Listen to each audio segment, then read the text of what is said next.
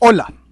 La enorme habilidad de Napoleón Bonaparte como soldado fue evidente prácticamente desde el inicio de su carrera. Su educación para ser un militar profesional comenzó a la edad de 9 años, cuando dejó a su natal Córcega y entró al sistema escolar militar francés. Y su educación incluyó las ciencias militares, las matemáticas, la historia y la geografía. Así pasaron sus años formativos, hasta que llegó a ser un oficial de artillería. Y ya con varios éxitos de campo, y con el apoyo a la facción política correcta durante la Revolución Francesa, el destino intervino a su favor, y así obtuvo, en marzo de 1796, el mando del ejército de Italia, a la edad de 26 años. A partir de ese momento, y por toda una década, las victorias de Napoleón se acumularon, hasta que primero alcanzó el cargo de primer cónsul, y luego se coronó, a sí mismo, como emperador de Francia. A nivel estratégico, él llegó a entender y a usar los principios de la guerra total, ya acuñados en Francia durante la Revolución, y que, en Francia y en otras naciones, marcaron el inicio de la guerra moderna.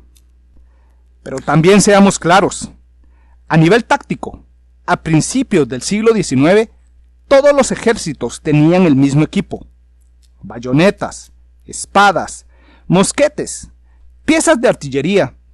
Todas estas armas eran básicamente las mismas. Y además, todos los ejércitos de los beligerantes podían ser enormes. Pero precisamente, es en el punto de vista operacional que el genio de Napoleón realmente descolló. En el campo, el objetivo de las campañas de Napoleón era alcanzar, en una sola batalla, la destrucción del principal ejército enemigo. Él buscaba ganar batallas decisivas sin darle tiempo a sus adversarios para reconstruir a sus ejércitos. Y así, con las principales fuerzas armadas del enemigo destruidas, podía dictar los términos de cualquier tratado de paz. Para lograr ese fin, a nivel operacional, Napoleón continuó usando al sistema de cuerpos de ejército que ya había sido autorizado por la Asamblea Nacional de Francia desde 1794. Y, precisamente, Napoleón mejoró la efectividad de estos y para el año 1800 ya había hallado la forma de hacerlos más eficientes, usando un mejor sistema de comando y control.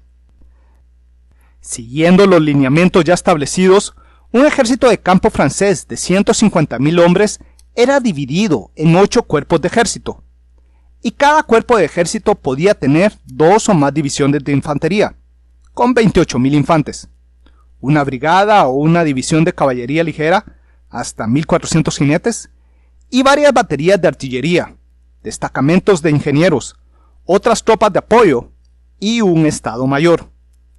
Y ya en campaña, el ejército de campo francés era desplegado en una formación de diamante, con una vanguardia, flancos y una reserva.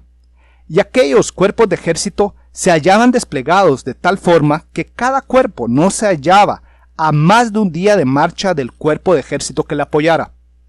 Y se hallaban a esa distancia porque un comandante de cuerpos de ejército competente tenía bajo su mando a una agrupación con todos los elementos necesarios para combatir, con eficacia, por todo un día. Y ese día sería el tiempo suficiente para que los refuerzos arribaran. Entonces, cuando un cuerpo de ejército entraba en contacto con el enemigo, existían 2 tareas a realizar de inmediato. Primero, fijar al enemigo donde había sido hallado, manteniendo una gran presión sobre aquel. Y al mismo tiempo, el mariscal tenía que enviar toda la información relevante de lo que estaba sucediendo. Y lo que veremos a continuación es precisamente lo que hizo Napoleón. Él creó un sistema de flujo de información que le mantenía al tanto de lo que estaba sucediendo. Una vez establecido el contacto con el enemigo, el reporte con la información del mariscal seguía el siguiente camino. Primero, la información relevante era enviada al Estado Mayor de su propio cuerpo de ejército, el cual formalizaba la estructura del mensaje y el envío del mismo, y rápidamente remitía esa información al Estado Mayor de la Grande Armée, el cual, luego de recibirla, a su vez remitía esa información a Napoleón. Gracias a esa información, Napoleón podía visualizar con gran claridad la situación, para así escoger el mejor curso de acción. Y lo que hemos de entender sobre el proceso de toma de decisiones de Napoleón es que él sabía que, para derrotar a un enemigo, tenía que concentrar a la mayor cantidad de recursos contra el adversario. Y así, con la información recibida, Napoleón evaluaba la situación. Y cuando tomaba una decisión, esa misma decisión fluía nuevamente a todo lo largo de las líneas de comunicación, tanto para el mariscal del cuerpo de ejército que ya había entrado en contacto, como para todas las restantes unidades que tenían que lanzarse a la lucha. De esa forma, fluía la información a todas las unidades del ejército. Precisamente, esa organización fue la que diferenció a Napoleón de sus enemigos, porque con ese sistema de comando y control, Napoleón se aseguraba que sus generales estuvieran bien informados de sus intenciones y de la situación imperante.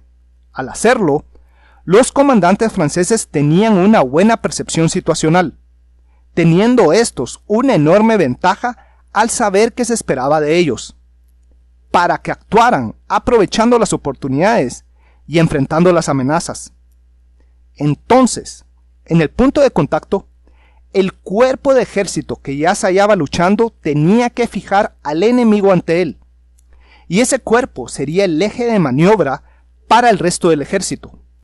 Y mientras ese cuerpo se hallaba luchando, nuevas unidades arribarían a sus flancos para lanzarse a la lucha.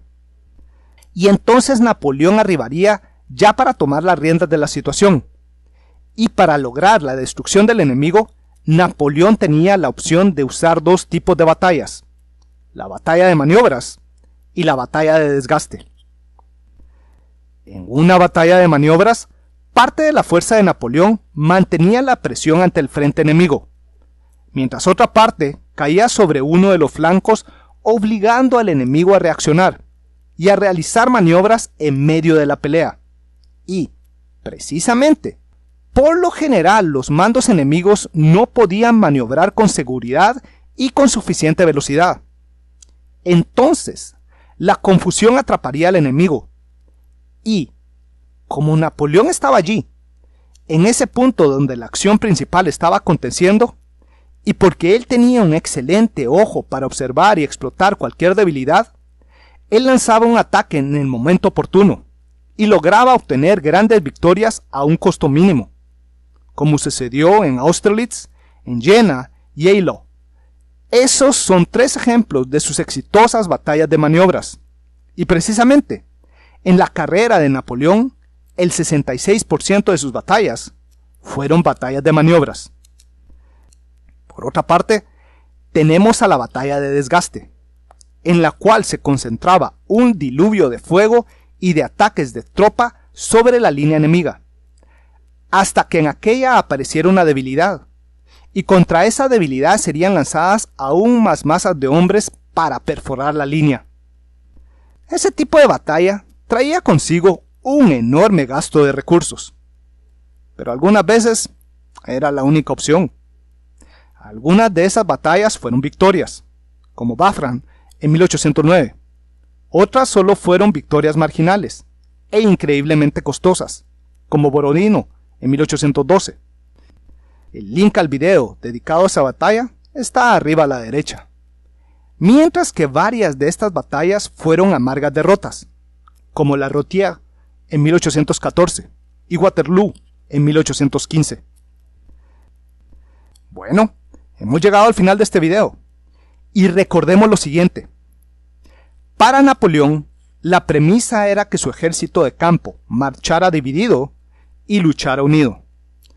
Durante la marcha, algunos de sus cuerpos de ejército marchaban por diferentes caminos, y así toda la organización alcanzaba una enorme velocidad, y luego, Con la eficiente red de comando y control diseñada por Napoleón, la información fluía con gran rapidez hasta llegar a sus manos.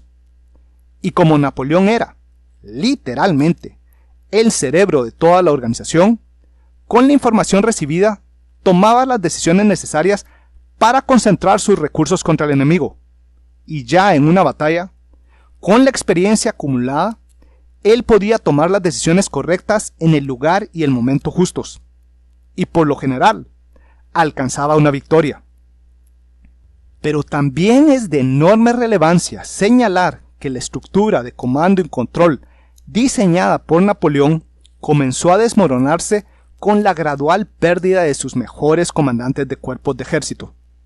Y el problema es que los oficiales que los reemplazaron ya no tenían el mismo calibre. Y Napoleón comenzó a perder la confianza en sus subordinados.